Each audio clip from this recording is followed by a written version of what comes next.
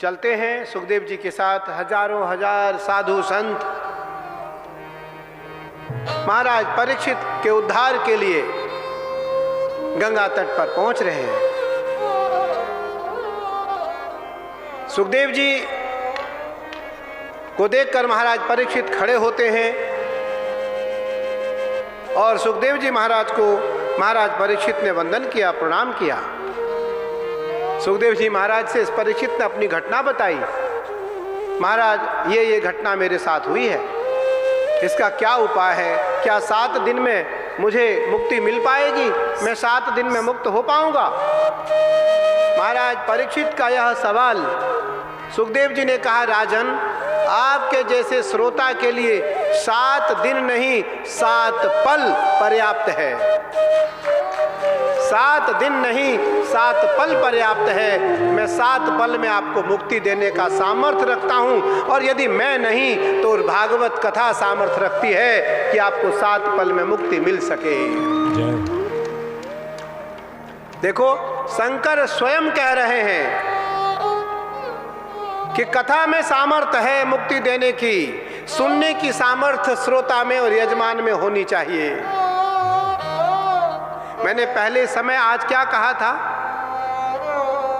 कि श्रोता वक्ता ज्ञान निधि, श्रोता और वक्ता दोनों ज्ञान और गुण के निधि होने चाहिए। पता लगा श्रोता तो बहुत अच्छा है लेकिन वक्ता केवल ज्ञानी है, भक्त नहीं है, तो वो कथा सुना तो सकता है लेकिन कथा को अंदर प्रवेश नहीं करा सकता है। कथा को अंदर प्रवेश भक्त ही करा सकता है। अहम भक्त पराधीनो, मैं भक्त के अधीन हूं।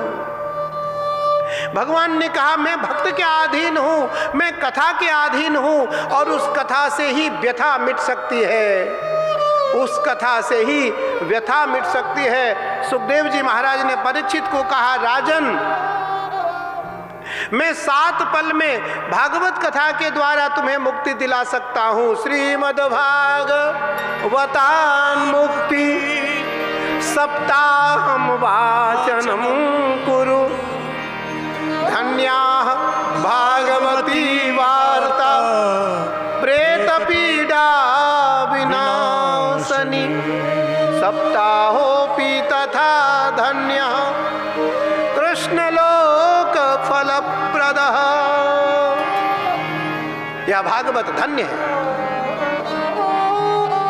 जो प्रेतों को भी मुक्ति देने में सामर्थ्य रखता है।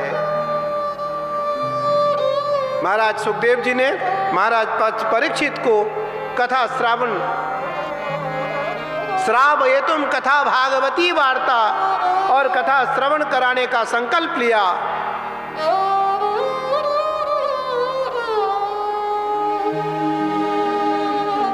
मैं देखूं तुझे, तू देख मुझे, देखते देखते हो जाए एक। सुखदेव जी ने सामने परीक्षित को बिठाया, वक्ता के बिल्कुल सामने श्रोता हो। मुख्य यजमान और श्रोता का यही भाव है कि वक्ता की दृष्टि श्रोता से न हटे और श्रोता की दृष्टि वक्ता से न हटे। सन्मुख होई जीव मोहि जब,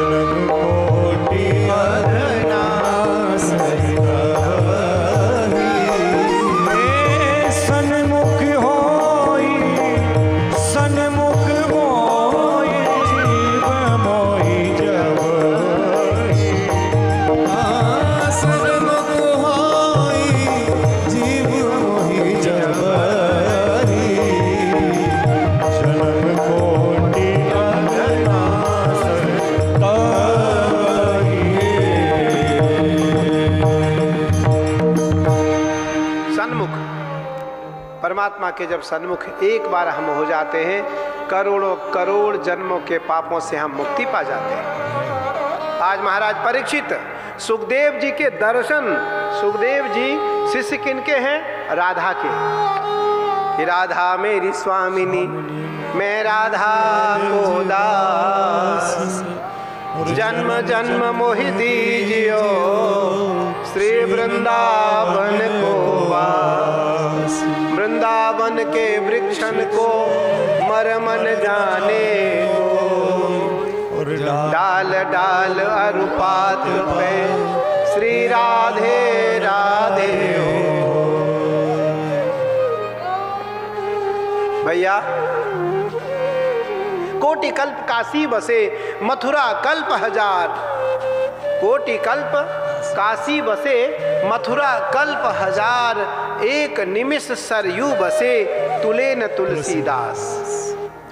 कोटि कल्प, 1 करोड़ कल्पों तक काशी में रहा जाए, 1000 कल्प तक मथुरा में रहा जाए, लेकिन आंख की जो पलकें गिरते हैं, इतने देर तक यदि अयोध्या में सरयू के किनारे कोई वास कर ले, तो गोस्वामी जी कहते हैं मैं उसका वर्णन नहीं कर सकता, मैं उसका वर्णन नहीं कर सकता।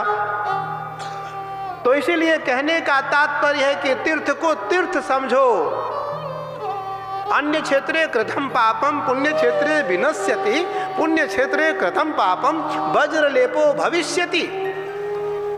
तीर्थराज प्रयाग में कोई अहमदाबाद से चल करके, कोई लखनऊ से माता जी चल करके आई हैं, कोई कहीं से, कोई कहीं से चल करके आया। तीर्थराज प्रयाग में आते ही उसके सारे पाप मिट गए। लेकिन यदि तीर्थराज प्रयाग में आकर के कोई पाप करता है, तो वो इंद्र के वज्र के समान हो जाएगा, उस पाप से कभी निवृत्ति नहीं पा सकता है। इसलिए तीर्थराज प्रयाग में आकर कदापि कोई पाप हमसे न हो। जितना हो सके पुण्य करो, न हो सके मौन रहो। दान हो सके दान लो, दान दो, ना हो सके तो ना दो, चोरी न करो। शब्दों की चोरी, वाणी की चोरी, व्यवहार की चोरी, संबंध की चोरी और आचरण की चोरी, चरित्र की चोरी और धन की चोरी, पांचों चोरी एक समान है। परीक्षित ने जब कलयुग से कहा तुम कहां जा रहे हो, तो कलयुग ने महाराज परीक्षित से कहा कि मेरा धर्म है, कर्तव्य है, मैं तो युग हूं, सतयुग, त्रेता, द्वापर और कलयुग, मैं तो युग हूं, आऊंगा ही। बोले मेरे युग में नहीं आ सकते, मेरे राज्य में तुम नहीं आ सकते। उस राजा के अंदर यह अधिकार था कि युग को भी रोकने की सामर्थ्य थी, लेकिन युग रुकने वाला नहीं है। पुरुष बलि नहीं होता है, समय होत बलवान। पुरुष बलि नहीं होता है, समय होत बलवान। भिलनी लूटन अर्जुन को, वही अर्जुन वही बाण। भैया, पुरुष नहीं, समय बलवान है। इसलिए आपको सुंदर समय मिला है, इसको न गमाओ। ये 3 तारीख के बाद और 12 तारीख के बाद, 26 तारीख के बाद ये दोबारा कुंभ आने वाला नहीं है। ये 6 वर्ष के बाद ही, 6 वर्ष में आने वाला है और 12 वर्ष में ही यह महाकुंभ वापस आने वाला है। सुखदेव जी महाराज का वंदन किया महाराज परीक्षित ने। सुखदेव जी कथा प्रारंभ करते उससे पहले हजारों हजार साधु संत सनातनी परीक्षित के साथ उठ करके सुखदेव जी को वंदन करने लगे।